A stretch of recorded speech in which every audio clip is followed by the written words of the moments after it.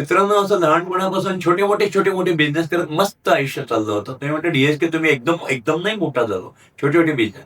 मला आठवतंय त्यावेळेला परत आता माझ्या वयाच्या लोकांना ते एन्जॉय किती, नवीन लोकं किती घेतील माहीत नाही तरुण पिढी. दिवाळी अंक खूप प्रकार होता. आवाजचा दिवाळी अंक, किर्लोस्करचा दिवाळी अंक, स्त्रीचा दिवाळी अंक, मेनका, माहेर. दिवाळी अंक येणार म्हणून लोकं धडपडायचे. अरे आली दिवाळी ना. तसं दिवाळी आली की मोती साबण आला म्हणून जाहिरात होते, तशी दिवाळी आली की दिवाळी अंकाची पण जाहिरात होते. दिवाळी अंक यायचे. मी दिवाळी अंक विकायला सुरुवात केली. कारण वर्तमानपत्र मी तुमच्या घरी पेपर टाकतो. "सर माझ्याकडनं या महिन्यात दिवाळी अंक घ्या." "अरे नाही, नाही आम्ही दुसऱ्याकडनं घेतोय ऑलरेडी." "त्याचं कसं होणार?" कारण दिवाळी अंक ठरलेले असतात वर्षात कोण देणार. मग तिथे मी माझं रिक्वेस्ट करायचो, "सर प्लीज घ्या ना." मग मग ते म्हणायचे, मी म्हणत त्यावेळेला दिवाळीची अंकाची किंमत ₹1 असायची आणि आम्हाला कमिशन मिळायचं त्याच्यामध्ये 4 आणे. म्हणजे 12 आण्याला मी मिळणार, ₹1 विकणार, 4 आणे मिळायचे. मग त्यांना म्हणत असं, "मी तुम्हाला 80 पैशाला देईल. 20 पैसे डिस्काउंट देतो." आपोआप सुचतं आपल्याला खपवायचं आहे. आणि तो म्हणतो, "मी दुसऱ्याकडनं घेणार आहे, तुझ्याकडनं का घेऊ?" "सर माझ्याकडनं 80 पैशाला देतो तुम्हाला, मी 20 पैसे कमी करतो."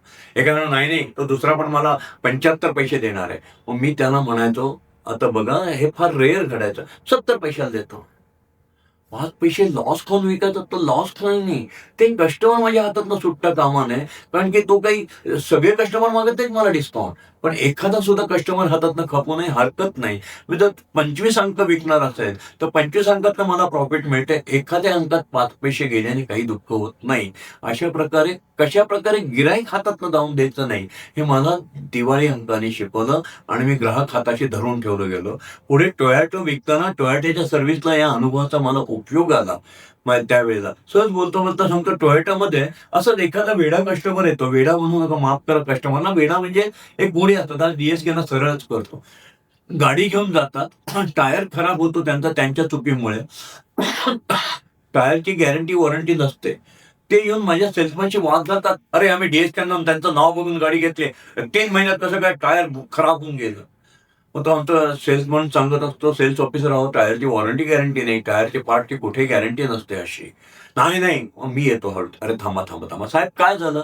"हो." मग मी माझ्या सेल्समनला, "ए आपले साहेब आहेत ना, ते गाडी घेतली ना, देऊन टाक त्यांना नवीन टायर."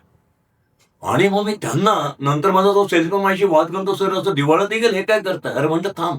तो एकच माणूस आहे की जो रागाने बघतो तुझ्याकडे. तुझं टायर केवढ्याचं गेलं? ₹8,000 गेलं. जाऊ दे ना ₹8,000. तू वर्षाला हजारो गाड्या विकतोय. त्याने काय फरक पडतोय?" पण त्याला दिल्यानंतर त्याला एक आत्मिक समाधान मिळालं. मला कसं 8,000चं टायर मिळालं. आणि मग तो पुढे म्हणून त्याला 8,000चं टायर मिळालं म्हणून सगळे काही टायर मागायला येत नाही. सगळीकडे टायर मागायला येणार असतील तर रोज त्यांना गाड्या घासत न्याव्या लागतील. ॲक्सिडेंट कोण करेल?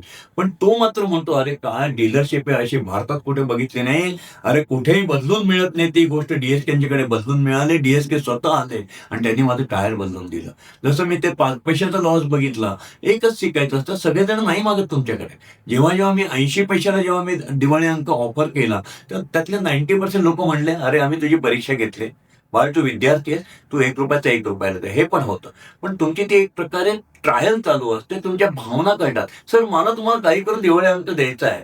"अरे तू नको नाराज होऊ. तुला टायरवरनं कशाला नाराज होतो? घे रे बाबा, टायर घे."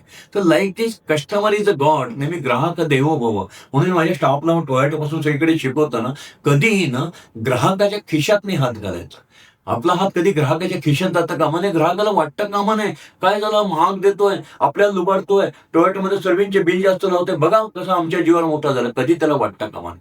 हातच घालायचा ना तर त्याच्या हृदयामध्ये घाला. कधी खिशात नका घालू. ग्राहकाला इथनं जिंका. मग बघा कसं तुम्हाला यश आणि यश मिळत जातंय. शेवटी ग्राहक देवो भव म्हणताना ग्राहकाला तुम्ही जर देव मानता, तर देवाच्या कधी खिशात हात घालायचा का? त्याच्या पेटीत काहीतरी टाकावं लागतं. त्याच्या खिशात नसतो हात घालायचा. तसं ग्राहकाला सांभाळा.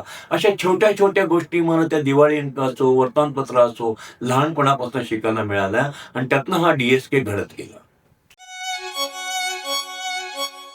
घरासाठी काडी काडी जमवतात माणसं, टुमदार स्वप्नात रंगतात माणसं, छान छान घरात राहतात माणसं.